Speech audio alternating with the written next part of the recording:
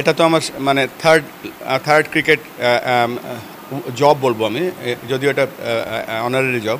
মানে প্রথমে খেলতাম, তারপরে ডেভেলপমেন্টে কাজ করলাম প্রায় 19.5-20 বছর এই আইসিসি এবং এসিসিতে। আজকে আবার একটা নতুন রোল দুদিন ধরে শুরু হলো। তবে একটা জিনিস আমার কাছে মনে হয় যে বাংলাদেশের দুইটা স্ট্রেংথ, একটা হচ্ছে অবশ্যই আমাদের বন্ধুত্বপূর্ণ রিলেশনশিপ, আর 2 নম্বরে হচ্ছে যে Bangladesh is the only country যেখানে সাংবাদিক এবং প্লেয়ারদের মধ্যে কোনো দেওয়াল নাই। এটা more of a family, more of a friendly relationship.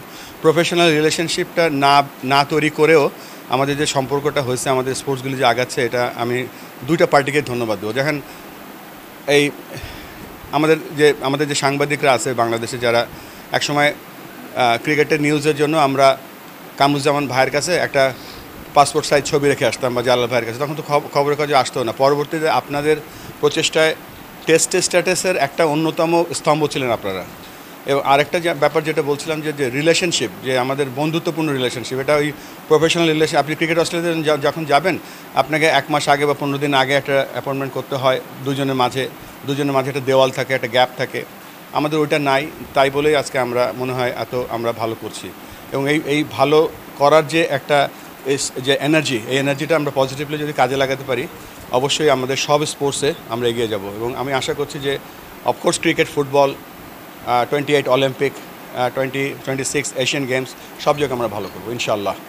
আজকে আমরা এনএসসিতে ছিলাম এই ব্যাপারে। আমরা গতকালকে আমাদের মঞ্জু ভাই এখানে আছেন, আমাদের বোর্ড ডিরেক্টররা আমরা কিছু চার্টার রেডি করেছি যে আমরা কি কাজ করতে চাই।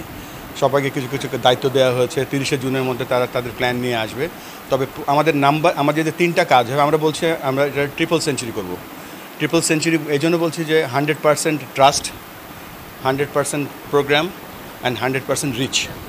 বাংলাদেশের রিচ করবো 100%, আমরা ট্রাস্ট থাকবে আর আমাদের প্রোগ্রাম থাকবে। সো এই ট্রিপল সেঞ্চুরিটি করার জন্য আমাদের ক্রিকেট বোর্ড 3টা প্রোগ্রাম হাতে নিয়েছে। একটা হচ্ছে যে এই যে ক্রিকেট স্পিরিটটাকে আমরা আপলিফ্ট করব। 2 নম্বর হচ্ছে high performance for everything, everywhere. High performance বলতে বোঝাচ্ছি নট অনলি প্লেয়ার্স, যারা কর্মকর্তা আছে তাদের কাজটাও যেন হাই পারফর্মিং হয়। আর 3 নম্বর যেটা হচ্ছে যে আমাদের দেশে যে এই কানেক্ট করব, সারা দেশব্যাপী আমরা কানেক্ট করব, যে ক্রিকেট বোর্ড তো মিরপুরে বসে থাকবে না। যেমন আমাদের এই মঞ্জু ভাই আমার সাথে আছে, রিজিয়নাল স্ট্রাকচারে নিয়ে কথা বলেছি 2000 টেস্ট স্ট্যাটাসের সময়, কিন্তু আজ পর্যন্ত হয়নি। তা আমরা যেভাবেই হোক, ব্যুরোক্রেটিক হয়ে হোক, আমাদের এনএসসি পুরো সাপোর্ট করছে।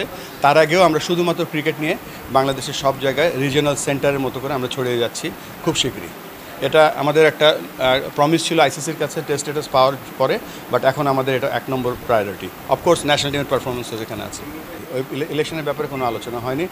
আর আমি এই ব্যাপারটা আমার তো এখনও 48 ঘন্টা হয়নি, আমি একটু জেনে তারপর বলতে পারবো। দেখেন, আমাদের কিন্তু আমরা কমপ্লেন করি ডোমেস্টিক ক্রিকেট নিয়ে, আমরা কমপ্লেন করি যে ঢাকায় বসে আমরা রাজশাহীর টিম করে দিই, চিটাগাং টিম, এইটা থেকে আমরা বেরোয় আসতে চাই।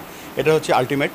বাট আমরা গ্রাসরুট ক্রিকেটে যেন একটা গ্রামের ছেলে যেন ক্রিকেট খেলতে পারে, সে যেন উপজেলায় আসতে পারে, তারপর সে জেলায় আসতে পারে, বিভাগে আসতে পারে, আলটিমেটলি ন্যাশনাল লেভেলে আসতে পারে। সো এটা ক্ষমতার বিকেন্দ্রীকরণ নয়, ক্রিকেটের বিকেন্দ্রীকরণ করব। এবং এই জন্য এই রিজিয়নগুলোকে আমরা কিন্তু ক্রিকেট বোর্ড থেকে কোনো অনুদান দেবো না। আমরা তাদেরকে অর্জন করে নিতে হবে, তাদের পারফরমেন্সের উপরে, তাদের নাম্বার অফ প্লেয়ার্সের উপরে, তাদের ফ্যাসিলিটির উপরে, তাদের নাম্বার অফ কোচ, আম্পায়ার, সব কিছু মিলিয়ে তারা যেভাবে তারা কাজ করবে সেই অনুযায়ী তাদেরকে ফান্ডিং দেওয়া হবে। এই ফান্ডিং মডেলটাও আমরা করে ফেলেছি। যেহেতু আমার এটা একটা নিড, এবং নিডটার জন্য আমাদের যদি যে কোনো হার্ড ডিসিশনে যেতে হয় করব, এবং এটা সকলের সাপোর্ট নিয়েই করতে হবে।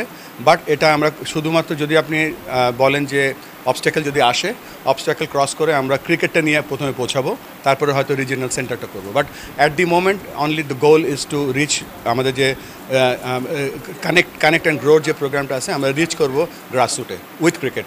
যেমন মঞ্জু ভাই এবং আকরাম খান, এরা চিটাগাংয়ের সুপারস্টার। আকরাম খান যদি আজকে চিটাগাংয়ে বলে আমি স্কুল ক্রিকেট করব, আমি গ্রামের ক্রিকেট করব, আমি উপজেলা ক্রিকেট করব, অবশ্যই হবে।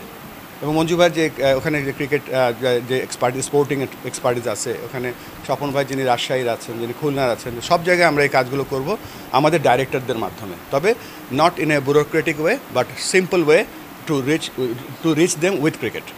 নান্নু ভাই বাংলাদেশের ইতিহাসে অন্যতম সেরা ব্যাটসম্যান, আকরাম খান বাংলাদেশের অন্যতম সেরা ক্যাপ্টেন, লিপু ভাই, তারপরে হাবিবুল বাশা, এরা তো সব এক একটা লেজেন্ড। এরা সবচেয়ে বড় অ্যাডভান্টেজ, এবং অ্যাডভান্টেজ এই জন্য বলবো যে এরা এরা মাঠের চরিত্র, উইকেটের চরিত্র, ক্রিকেটের চরিত্র, ড্রেসিং রুমের চরিত্র সব জানে। তো এই ধরনের সাবজেক্ট ম্যাটার এক্সপার্টকে অবশ্যই আমাদের কাজে লাগাতে হবে। তবে এটা ঠিক যে একটা খেলোয়াড় অটোমেটিক্যালি ভালো অ্যাডমিনিস্ট্রেটর হয় না, বা একটা খেলোয়াড় ভালো কোচ স্ট্রেট ওয়ে হয় না। সেই ব্যবস্থাগুলো করব, সেই লক্ষ্যে আমি বলতে চাই, এটা আমার বলা উচিত কিনা জানি না, আমার সাথে মাহমুদুল্লাহ রিয়াদ এবং মুশফিকুর রহিম যোগাযোগ করেছে। আমি যখন এই বিসিবিতে জয়েন করিনি তার আগেই তারা আন্তর্জাতিক কোচ হতে চায়। সো সব এই ট্রেনিং এডুকেশন প্রোগ্রামগুলো আমরা ক্রিকেট বোর্ডের মাধ্যমে রান করব ইনশাআল্লাহ।